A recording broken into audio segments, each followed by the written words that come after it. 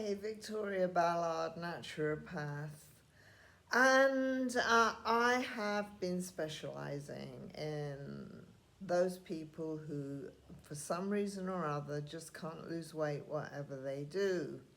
Now, there may be many reasons. In my experience over the last 40 years, I would say that allergies play a very big part. Food intolerances. You may be on a diet that really doesn't suit you, your body type, your whole system. And you may have been misled by some of the government guidelines as to what is a healthy diet and how you lose weight. And it is obvious that if you cut your calories down to 800 a day, then you're going to lose weight. But what's going to happen in the long term, and I don't even mean very long, just a few weeks, the metabolism is going to adjust, saying, oh, we only have 800 calories, so therefore we don't need to speed up the metabolism, will slow it down. And you just get to a point where you don't lose any more weight and you're hungry and you've got cravings because you're only on 800 calories a day. And you will have lost some weight, but then you stop. Now, for someone who's, say, for example, getting married, going on holiday, and they've only got a few pounds to lose, then calorie restriction works in the short term. So you get your bikini figure back, you can get into your bridal gown. But, a few days later, you start eating back to your 2,000 or in some cases only 1,500 calories a day. And the weight just comes back. In fact, it comes back with more because the metabolism is now slower and you actually put on weight. So even though we know that we can do a short-term weight loss, we're talking lifestyle here. I want you to be able to eat what you like in healthy lines, obviously, and a reasonable amount of calories so you don't feel hungry and you don't have cravings. So there's two main ways that you can lose weight without affecting, well, there's three. I mean, we can't really omit ketogenic because ketogenic is suitable for vegans, vegetarians, carnivores. Everyone can do ketogenic. And I would say that if you are just not losing weight on the keto diet, you can first of all drop to no carbs, because I don't believe in mixing carbs and protein. This is really long-term data that we've had since the 1920s, that if you mix starches and protein on the same day, well, he says 8 hours. Dr. Hay says 8 hours apart, but I've found that it doesn't work for 8 hours. You have to have a whole day of carbs, a whole day of protein. So therefore, the ketogenic diet is rather it's just not appropriate for food combining. However, you can do keto no carb quite easily by getting all your carbs through vegetables, which are a neutral food. It basically goes A, B, C. A, protein. B, starch. C, neutral. And if you eat neutral foods, you are going to do very, very well on the ketogenic diet. And that's all nuts and seeds and vegetables and salad, not fruit. fruit actually is rather damaging to our weight loss goals because fruit has fructose in it, which goes straight to the liver and produces a whole load of insulin. So anyway, I said the first reason was allergies, the second reason is insulin resistance, basically metabolic ill health. And this is easily acquired through modern recommended diets. Even the Mediterranean diet allows grains and fruit in the same day, and that just doesn't really work for long-term weight loss. So if you can get into the habit of having no carbs on the ketogenic diet, then hopefully you will lose weight. If not, you have to consider the two almost certain to lose weight, and that is fasting and carnivore. So I would say that vegetarians could try doing eggs and vegetables, just eggs, lots of them, for the fat, because you need a lot of fat on the carnivore diet. So it wouldn't be a carnivore diet because you're not eating any meat, but if you're eating a lot of eggs, if you really like eggs and you've got a source of free-range eggs, then you can actually eat your eggs in as many different ways as you like with vegetables, particularly green vegetables.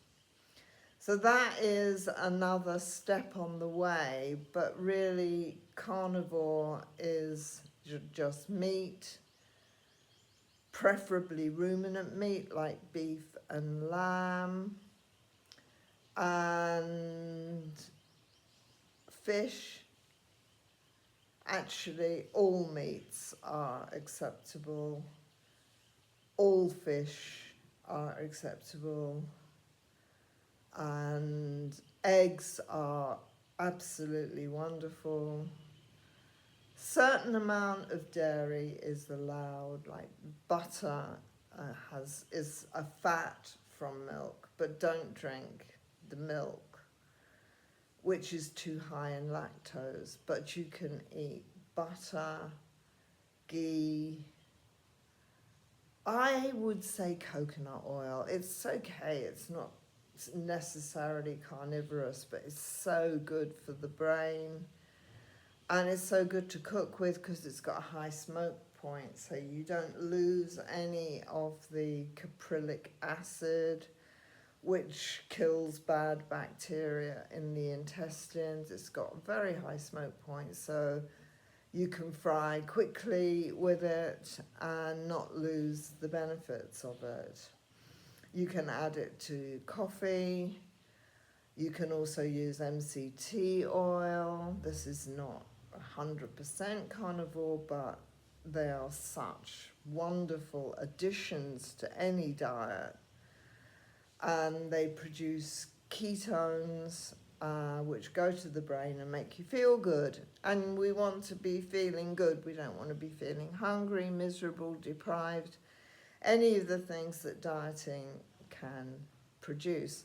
And if you've been dieting a long time and you've been hungry and miserable and you've got cravings, it's such a relief to go on a carnivore diet where you can eat as much as you like and you won't put on weight. So do consider the carnivore diet, particularly if you've been dieting a long time.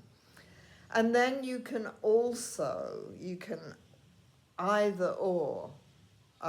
You can just be carnivore and eat reasonably, give a good 12 hours overnight for the fast. But if you don't want to do carnivore, you want to do some other version of ketogenic, ketovore, and you want the benefits of fasting. Now, when I was training as a naturopath, all diseases were approached by fasting. And except for the adrenal type, the person who produces a lot of cortisol, which puts on weight and is not good, it's inflammatory. Unless you are a cortisol type, which is quite, it is quite common nowadays with the big belly, no weight on the arms and legs particularly, the weight always goes on the belly. They're not so good at longer fasts. They should stick to intermittent fasting. That's 16 hours is ideal. You can build up from 12 hours overnight fast to 13, 14. Once you get to 15, you're making stem cells. You've got autophagy, which means self-eating. The macrophages are eating up the damaged cells, and their energy from that is producing new cells. So it's a longevity point. It's anti-aging, basically. So if you can go 15 or 16 hours a day and you can lose weight on that, then no reason why you shouldn't stay on that and eat healthily, avoid all the bad oils, the seed oils, the vegetable oils, the processed oils. You can eat extra virgin olive oil,